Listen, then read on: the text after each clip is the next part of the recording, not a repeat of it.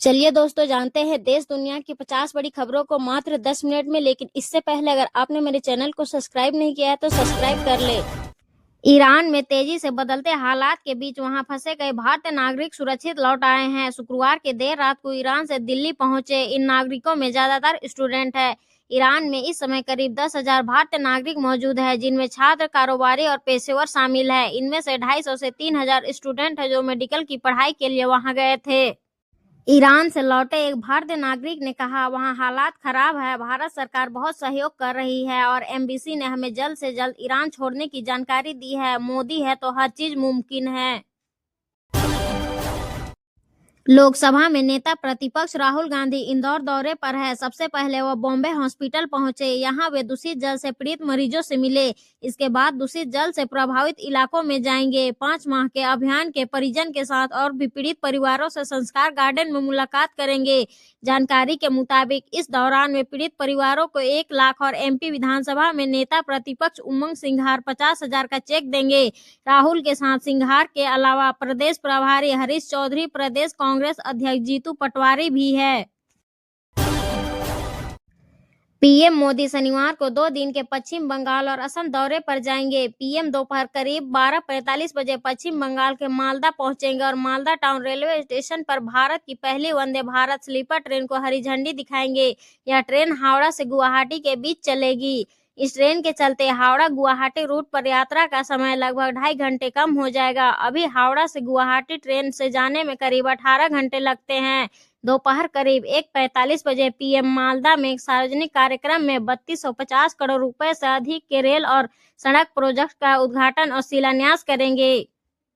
इसके बाद पीएम मालदा से असम के गुवाहाटी जाएंगे। राज्य में अगले 3 महीनों में विधानसभा चुनाव भी होने हैं। गुवाहाटी में मोदी अर्जुन भोगेश्वर बरुआ स्पोर्ट्स स्टेडियम में बोडो लोक नृत्य बागुरुम्बा देखेंगे। प्रधानमंत्री के असम में एक रात रुकने की उम्मीद है।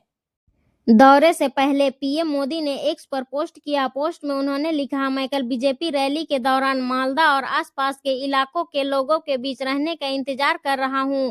हर गुजरते दिन के साथ टीएमसी के कुशासन की कोई न कोई घटना सामने आती रहती है। पश्चिम बंगाल टीएमसी से तंग आ चुका है और उन्हें खारिज करने के लिए पूरी तरह तैयार है।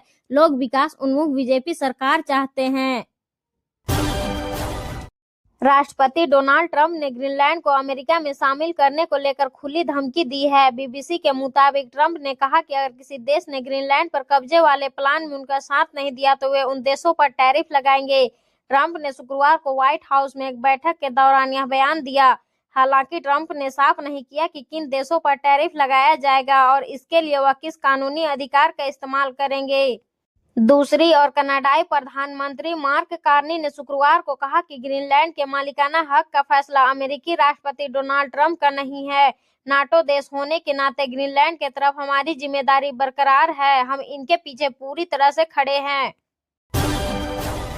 कांग्रेस ने शुक्रवार को आरोप लगाया कि पीएम मोदी ने ट्रंप के दबाव पर ईरान के चाबहार पोर्ट से कंट्रोल छोड़ दिया है। पार्टी ने एक्स पर लिखा, मोदी सरकार ने चाबहार प्रोजेक्ट में देश की जनता के 120 मिलियन डॉलर करीब 1100 करोड़ रुपए लगाए थे। अब ये बर्बाद हो चुके हैं।